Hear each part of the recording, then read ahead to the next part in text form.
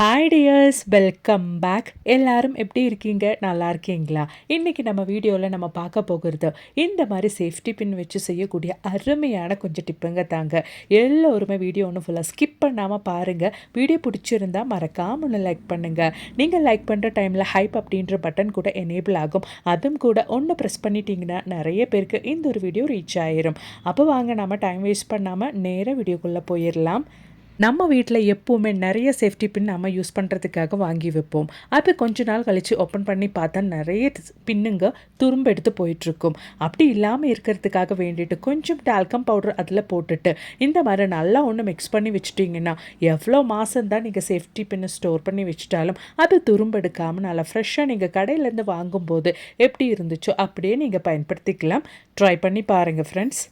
அப்போ இனி நமக்கு நம்மளோடது அடுத்த டிப் ஒன்று பார்த்துடலாங்க. அதுக்காக வேண்டிட்டுனா ஒரு சேஃப்டி பின்னும் அது மாதிரி சின்ன வெங்காயம் எடுத்திருக்கேன். சின்ன வெங்காயம் தோலை நீக்கிடலாம். இந்த சின்ன வெங்காயத்தோட அந்த காட்டான ஸ்மெல்லு நம்ம வீட்டில் கிச்சனில் எல்லாம் தொல்லைங்களான பல்லி கரப்பான் இதுங்களுக்கெல்லாம் பிடிக்காத ஒரு ஸ்மெல்லு. இந்த சின்ன வெங்காயம் தோல் எடுத்ததுக்கு அப்புறமேட்டு அந்த நைஃபோட ஷார்ப் பகுதி யூஸ் பண்ணி நல்லா ஒன்று குத்தி விட்டுக்கோங்க. அப்போ அதோட ஸ்மெல் எல்லாம் நல்லபடியாக வெளியில் என்ஹான்ஸ் ஆகும். அதுக்கப்புறமேட்டு சேஃப்டி பின்னில் இந்த மாதிரி நீங்கள் குத்தி கிச்சனில் எங்கே வேணாலும் நீங்கள் ஹேங் பண்ணிட்டீங்கன்னா இந்த மாதிரி தொங்க விட்டுட்டிங்கன்னா அதுக்கப்புறமேட்டு அந்த ஸ்மெல்லுக்காக வேண்டிட்டு நம்ம கிச்சன் பக்கமே பல்லி கரப்பானெல்லாம் வரவே வராதுங்க. ரொம்பவே சிம்பிளாக செய்யக்கூடிய ஒரு அருமையான டிப்பு. ட்ரை பண்ணி பாருங்கள். அப்போ இனி நமக்கு நம்மளோடது அடுத்த டிப் ஒன்று பார்த்துடலாங்க. அதுக்காக வேண்டிட்டு ஒரு சேஃப்டி பின்னும் அது மாதிரியே பூண்டும் தாங்க நான் எடுத்திருக்கேன். ஒரு பல்லு பூண்டு சின்ன பல்லு தான் எடுத்திருக்கேன். அதை நம்ம சேஃப்டி பின்னில் இந்த மாதிரி ஒன்று குத்தி எடுத்துக்கலாம். இது ரொம்பவே பயனுள்ள ஒரு டிப்பு தான். நம்ம இந்த ஒரு சேஃப்டி பின்னில் பூண்டு வச்சுட்டு நம்ம செய்ய போகிறோம். இப்போ அந்த பூண்டில் நைஃபோட ஷார்ப்பு பகுதியை வச்சு நம்ம இந்த மாதிரி ஒன்று குத்தி விட்டுக்கலாம். அப்போ நமக்கு நல்லபடியாக அந்த பூண்டோட ஸ்மெல்லு வெளியில் என்ஹான்ஸ் ஆகும். அதுக்காக வேண்டிதான் இப்போ நாம் ரெடி பண்ண இந்த ஒரு சேஃப்டி பின்னை நம்ம வச்சு கொடுக்க போகிறது நம்ம வீட்டில் இந்த மாதிரி கர்டனுக்கு பின்னாடி தாங்க. இந்த மாதிரி நம்ம வச்சு கொடுத்துட்டோன்னா எல்லோருக்குமே தெரியும் இந்த ஒரு கர்டனுக்கு பின்னாடி தான் நிறைய பல்லிங்க தொல்லை அது மாதிரி எட்டுக்காலிங்க தொல்லை கொசு தொல்லை எல்லாம் இருக்கும். அந்த மாதிரி இல்லாமல் இருக்கிறதுக்காக வேண்டிட்டு இந்த மாதிரி ஒரு சேஃப்டி பின்னை நீங்கள் வச்சு கொடுத்தா போதுங்க. 2-3 நாளுக்கு ஒரு டைம் நீங்கள் அந்த ஒரு பூண்டு மாற்றி கொடுத்தா போதும். நல்லபடியாக பயனுள்ள ஒரு டிப்புங்க. ட்ரை பண்ணி பாருங்கள். அப்போ இனி நமக்கு நம்மளோடது அடுத்த டிப் ஒன்று பார்த்துடலாங்க. டிப் அப்படின்னு சொல்கிறதுக்கு பதிலாக கேபேஜோட ஹெல்த் பெனிஃபிட்ஸ் தாங்க நாம் இன்றைக்கி இந்த வீடியோவில் பார்க்க போகிறோம். எல்லோருமே கேபேஜ் சாப்பிடுவோம். ஆனால் அதோட ஹெல்த் பெனிஃபிட்ஸ் எவ்வளோ அப்படின்றது நிறைய பேருக்கு தெரியாது. தெரியாதவங்களுக்காக வேண்டி தான் நாம் இந்த ஒரு வீடியோவில் இதை ஷேர் பண்ணுறோம். செரிமானம் மேம்படுத்தவும் உடல் எடை குறைக்கவும் நோய் எதிர்ப்பு சக்தியை மேம்படுத்தவும் இந்த ஒரு கேபேஜில் அடங்கியிருக்கும் விட்டமின் சி நோய் எதிர்ப்பு மண்டலத்தை வலுப்படுத்துகிறது. அது மட்டும் இல்லை, இதில் உள்ள ஆன்டி ஆக்சிடென்ட்டுகள் மற்றும் சத்துக்கள் இதய ஆரோக்கியத்தை மேம்படுத்த உதவுகின்றன. நீங்கள் டயட்டில் இருக்கீங்க, உங்களுக்கு உடல் எடை குறைக்கணும் அப்படின்னு நீங்கள் ஆசைப்பட்டுட்டீங்கன்னா கண்டிப்பாக வாரத்தில் 3-4 டைம் இதை நீங்கள் உங்கள் சாப்பாட்டில் சேர்த்துக்கோங்க.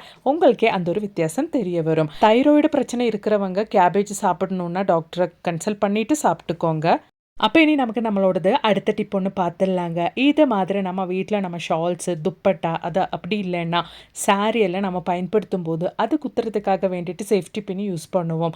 அந்த மாதிரி ஒரு டைம் நம்ம சேஃப்டி பின் வச்சு எடுத்துட்டோன்னா அந்த சாரீ அப்படி இல்லைன்னா ப்ளவுஸ்லலாம் ஹோல்ஸ் விழுகிறதுக்கு நிறைய சான்சஸ் இருக்குது. அது மட்டும் இல்லைங்க, அந்த சேஃப்டி பின்னுனால சீக்கிரமாக அந்த ஒரு பகுதி கிளியறதுக்கும் சான்ஸ் இருக்குது. அந்த மாதிரி இல்லாமல் இந்த மாதிரி குட்டியான ஒரு பீட்ஸு முத்தை ஏதாச்சும் நீங்கள் வச்சுட்டு அதுக்கப்புறமேட்டு அந்த சேஃப்டி பின்னை நீங்கள் பயன்படுத்திட்டீங்கன்னா எவ்வளோ தான் நீங்கள் பயன்படுத்தினாலும் அந்த துணியில் எந்த ஒரு கீரலோ பிஞ்சு போகிற பிரச்சனையோ இருக்காதுங்க. கண்டிப்பாக ட்ரை பண்ணுங்க. இனி முத்தெல்லாம் உங்கள் கையில் இல்லை அப்படின்னா சேஃப்டி பின்னுக்கு பின்னாடி நீங்கள் நெயில் பாலிஷ் கூட வச்சு ட்ரை பண்ணிக்கலாம். அது மாதிரி நமக்கு இனி நம்மளோடது அடுத்த டிப் ஒன்று பார்த்துடலாங்க. நம்ம குழந்தைங்களோட இந்த மாதிரி குட்டி குட்டி அப்போ இனி நமக்கு நம்மளோடது அடுத்த டிப் ஒன்று பார்த்துடலாங்க. நம்ம வீட்டில் இந்த மாதிரி குழந்தைங்களோடது ஹேர் பேண்ட்ஸ் எல்லாம் நிறைய வச்சுருப்போம். அப்போ கலராக அவங்களோட ட்ரெஸ்ஸுக்கு மேட்சாக தான் நம்ம வாங்கி வைப்போம். ஆனால் ஒரு ட்ரெஸ்ஸை எடுத்து அதுக்கு மேட்சாக ஒரு பேண்டு தேடும்போது ஒரு ஹேர் பேண்ட் தேடும்போது அது கிடைக்காது.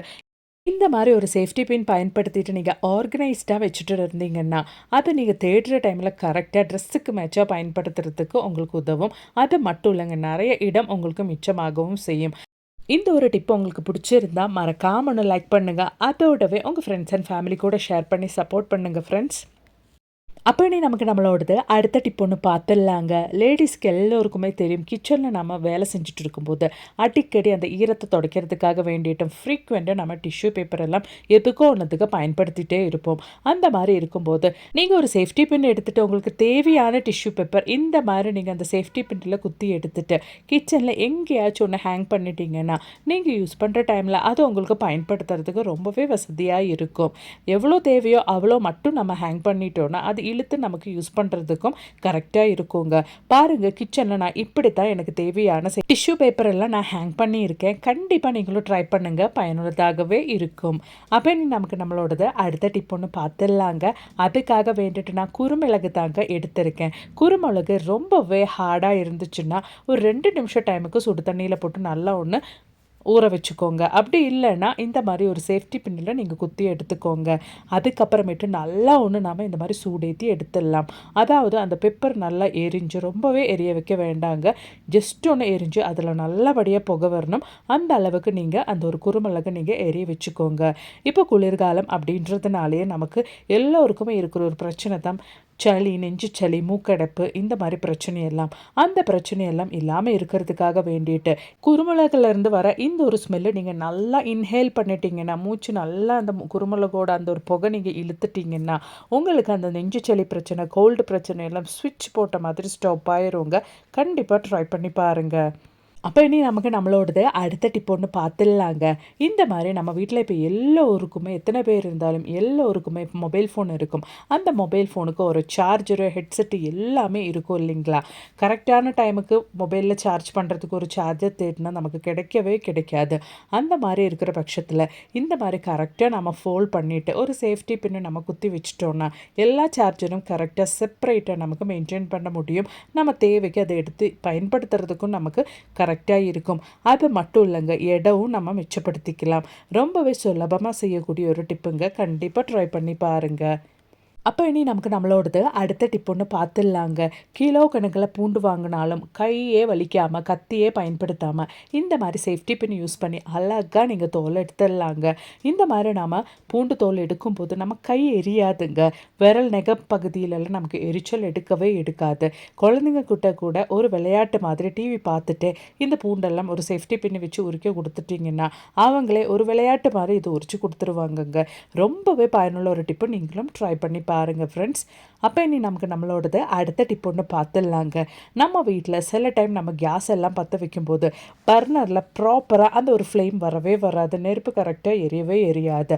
அது சில டைம்ஸ் நமக்கு பர்னரில் அடப்பாக இருக்கும். அந்த பர்னர் க்ளீன் பண்ணிட்டும் நமக்கு அது சரியாகலை அப்படின்னா கரெக்டாக நம்ம அந்த பர்னர் ஸ்டாண்ட் இதெல்லாம் நம்ம க்ளீன் பண்ணுவோம். அப்படி எல்லாம் செஞ்சுட்டு நமக்கு கேஸ் ப்ராப்பராக வரல அப்படின்னா செய்யக்கூடிய ஒரு அருமையான டிப்பு தாங்க நம்ம இப்போ பார்க்க போகிறோம். அதுக்காக வேண்டிட்டு ஒரு பவுலில் கொஞ்சம் ஷாம்பு எடுத்துக்கோங்க. எந்த ஷாம்பு வேணாலும் நம்ம பயன்படுத்திக்கலாம். அதோடவே கொஞ்சம் தண்ணி ஊற்றிட்டு நல்லா பீட் பண்ணி எடுத்துக்கோங்க. பீட் பண்ணி அந்த நுரை நல்லா வர்ற அளவுக்கு நீங்கள் ஸ்பூனால் இந்த மாதிரி பீட் பண்ணி எடுத்துக்கோங்க. கரெக்டாக ப்ராப்பராக நம்ம பர்னர் நமக்கு எரியல அப்படின்னா, நமக்கு பற்ற வைக்கும்போது பர்னர் கரெக்டாக ப்ராப்பராக எரியல அப்படின்னா அதுக்கு மெயினான ரீசன் நம்ம பர்னர் எல்லாம் க்ளீன் பண்ணிவிட்டு நமக்கு ப்ராப்பராக ஃப்ளேம் வரல அப்படின்னா நம்மளோட சிலிண்டர், கேஸ் சிலிண்டர், அந்த கேஸ் வர பகுதியில் ஏதோ அடப்பு இருக்குது அப்படின்றது தான். அந்த மாதிரி அடப்பு இருந்தால் அந்த அடப்பு இருக்கா இல்லையா அப்படின்றது செக் பண்ணுறதுக்காக வேண்டிட்டு நீங்கள் இந்த மாதிரி சோப்புனரை ரெடி பண்ணிக்கோங்க.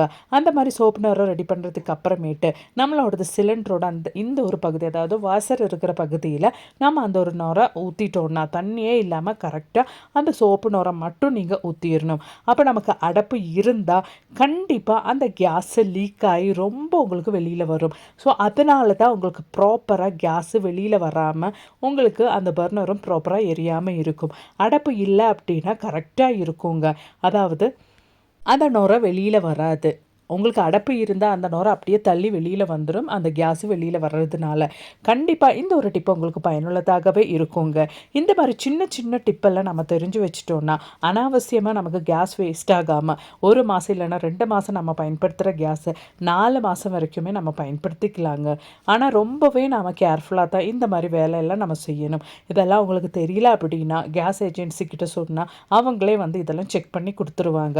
வீட்டில் இந்த மாதிரி குட்டி குட்டி டிப்ஸ் எல்லாம் நம்ம தெரிஞ்சு செஞ்சு வச்சுக்கிட்டோன்னா அது நமக்கும் நல்லது. அப்போ இன்றைக்கி நான் என் வீடியோவில் ஆட் பண்ணியிருந்த எல்லா டிப்ஸும் உங்களுக்கு ரொம்பவே பயனுள்ளதாக இருந்திருக்கும்னு நான் நினைக்கிறேன். வீடியோ பிடிச்சிருந்தால் லைக் பண்ணுங்கள். அதோடவே உங்கள் ஃப்ரெண்ட்ஸ் அண்ட் ஃபேமிலி கூட ஷேர் பண்ணி சப்போர்ட் பண்ணுங்கள் ஃப்ரெண்ட்ஸ். தேங்க்ஸ் ஃபார் வாட்சிங்.